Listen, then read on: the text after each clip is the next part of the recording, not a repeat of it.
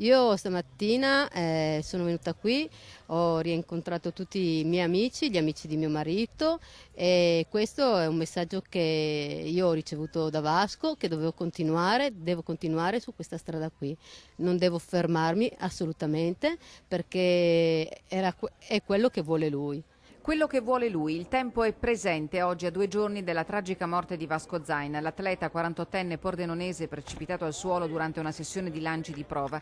Per la moglie Bruna De Paoli, giudice internazionale di paracadutismo, i compagni della squadra nazionale Free Team, gli amici, Vasco è e resterà idealmente sempre con loro e fra loro. Il 24esimo trofeo Città di Belluno, pur listato a lutto, è entrato nel vivo oggi e Bruna De Paoli è al suo posto a giudicare col massimo dell'impegno la competizione, rimasta orfana oltre che di un atleta anche di una delle anime dell'organizzazione della paracadutismo Belluno. Questo qui è un circuito mondiale che la prossima gara sarà a Thalgau in Austria e successivamente la finale sarà a Locarno, però ogni anno continuerà e ogni anno io farò tutte le gare del circuito. Dietro all'aspetto minuto e a un volto dolcissimo ma sofferente, Bruna De Paoli si mostra fortissima e decisa ad andare avanti. Mentre parliamo all'imbarco si prepara ai lanci il team di Vasco Zain e quando arriva l'ora degli atterraggi Bruna si presenta davanti alla pedana.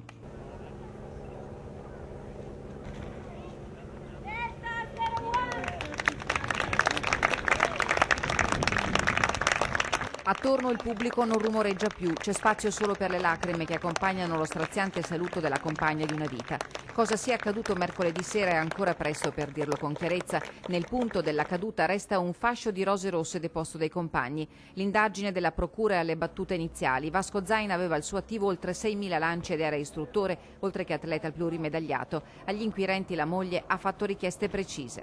Vorrei avere i massimi livelli dei tecnici italiani a valutare il materiale di mio marito, in quanto lui era un istruttore, esaminatore senior riconosciuto dall'ENAC e pertanto ritengo che questa attività di sorveglianza e di controllo accurato deve essere fatta dai massimi livelli.